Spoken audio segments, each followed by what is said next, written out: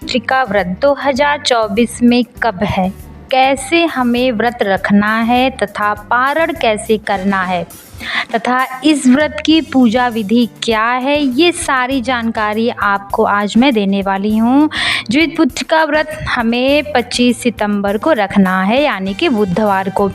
ज्येष्ठ पुत्रिका का व्रत बहुत कठिन व्रत होता है, बुधवार को व्रत रखा जाएगा। इस व्रत में पानी का एक बूंद भी नहीं पिया जाता है। लेकिन कुछ लोग जो व्रत नहीं कर पाते हैं, यानी कि पूरा दिन व्रत नहीं रख पाते हैं, तो वो शाम में पूजा के बाद पानी पी सकते हैं। जी हाँ, कुछ लोगों को व्रत रहने में बहुत ज़्यादा परेशानी होती है, मुश्किलें आ जाती हैं। जैसे कि जो पहले से व्रत रखते आ रहे हैं, उनके पेट में बच्चा है, वो प्रेग्नेंट लेडीज़ है, तो वो व्रत अपना छोड़ नहीं सकती हैं। तो अगर वो चाहें तो जब पूजा कर लेंगी उसके बाद शाम काल में पानी पी सकती हैं। उनमें कोई भी किसी भी प्रकार का दोष उनको नहीं लगेगा, क्योंकि देखिए हमें और भी बहुत सारी तैयारियां करनी पड़ती हैं।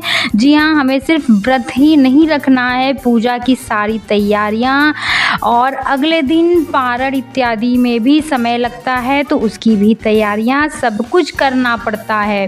अगर हमारी तबीयत ही खराब हो जाएगी तो हम ना व्रत रख पाएंगे और ना ही पूजा कर पाएंगे। तो आप अगर चाहें तो पूजा के बाद सादे पानी को पी सकते हैं, उसमें किसी भी प्रकार का दोष आपको नहीं लगेगा। साथ ही बहुत से लोगों को गुरुवार का भी व्रत रखना है। जैसे कि बुधवार को 25 सितंबर को अगर हम जितिया का व्रत रख रहे हैं, तो बहुत सारे लोगों को गुरुवार का भी व्रत रखना होगा। तो इसमें आप बिल्कुल भी परेशान मत होइए, आप इस जगह पर गुरुवार का व्रत छोड़ दीजिए, क्योंकि आपको पारण करना भी उतना ही ज़रूरी है जितना कि अष्टमी का व्रत रखना। तो आप अगर समझ रहे हैं कि नहीं, अगर आप गुरुवार का व्रत रख रहे हैं तो इस हफ्ता में जो गुरुवार का व्रत पड़ रहा है नवमी के दिन, वो वाला आपको नहीं रखने की ज़रूरत है, क्योंकि उस दिन आपको पारण करना है। तो आप ध्यान दीजिएगा। और व्रत होता है हर स्त्री सुहागिन औरतों को रखना ज़रूरी भी है, और वो स्त्रियां अगर गुरुवार का भी व्रत रख रही हैं तो वो बिल्कुल भी उसे छोड़ दे, बिल्कुल भी परेशान ना हो। समझ जाएं कि कोई भी दिक्कत परेशानी यहाँ पे नहीं होने वाली है। आप बिना किसी मतभेद के गुरुवार का व्रत छोड़ दीजिए, क्योंकि गुरुवार के दिन आपको पारण करना है। अष्टमी का व्रत रहने के बाद गुरुवार के दिन आपको पारण करना है। पारण की प्रक्रिया भी बहुत ज़्यादा ज़रूरी होती है। और अगर आप व्रत नहीं रख पा रही हैं, अगर आप पहला बार व्रत उठाना चाह रही हैं और अगर आप प्रेग्नेंट हैं, तो आप बिल्कुल भी व्रत नहीं उठाएंगी। जी हाँ, आपको बिल्कुल भी व्रत रखने की ज़रूरत नहीं है। आप पूजा करिए, अपने सास के जेठान के साथ जाइए पूजा करने, लेकिन आपको व्रत रहने की बिल्कुल भी आवश्यकता नहीं है, क्योंकि आपको कष्ट होगा, तकलीफ़ होगा। और कोई भी देवी देवता नहीं चाहते कि उनके भक्तों को तकलीफ़ हो। तो आप बिल्कुल भी व्रत मत उठाइएगा अगर आप प्रेग्नेंट हैं। और अगर आप प्रेग्नेंट हैं और आप पहले से व्रत रखती आ रही हैं, तो आप पूजा के बाद अवश्य पानी पी लीजिएगा। ज्येष्ठ पुत्रिका व्रत में किसी भी प्रकार के मंजन का प्रयोग नहीं करना है, क्योंकि हर मंजन व पेस्ट में नमक होता है। जी हाँ, आपको सबको पता है, उस पर लिखा भी होता है, जो वो पाउच आता है, ट्यूब आता है ना मंजन का, उस पर लिखा भी होता है कि इसमें नमक है, सॉल्ट है। को ये बिल्कुल भी नहीं करना है। इसके जगह पे आप एक बरियरा एक छोटा पेड़ होता है, ऐसे घास फूस की तरह, हर घर के बाहर मेरे ख्याल से मिल जाएगा, या फिर नहीं मिल पाएगा तो बाज़ार में भी मिल जाता है। आपको वो लेना है, उसका दातुन बना करके आपको करना है। और इसका रिवाज भी है, हर जगह पे जितिया वाले दिन बरियरा का ही मंजन या दातुन किया जाता है। अगर आपको मिल जाए तो ठीक है, नहीं तो आप बाज़ार से जा कर के इसे ले सकते हैं। अष्टमी व्रत के पहले एक दिन नहाए खाए वाले दिन तोरई की जो सब्जी होती है, तोरई सबको पता होगा, उसे भी खाने की परंपरा होती है।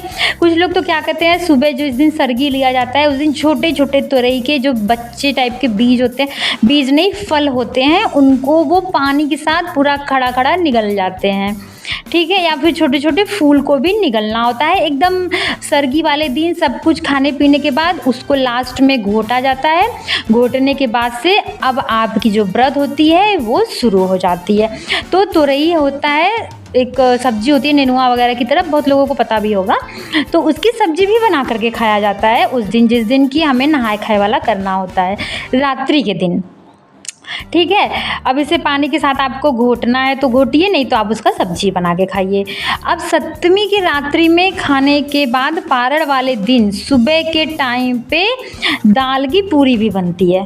आपको पता होगा सप्तमी के दिन तो ये तुरई की सब्जी बन गई, अष्टमी के दिन आपको व्रत रखना है, और नवमी के दिन जो होती है उस दिन हम लोग पहले से ही दाल जो होता है चना का दाल उसको भिगा करके रख देते हैं, और सुबह उठ के उसे उबाल करके उसका पूड़ी बनाया जाता है, जो कि दाल की पूड़ी बनकर तैयार होती है।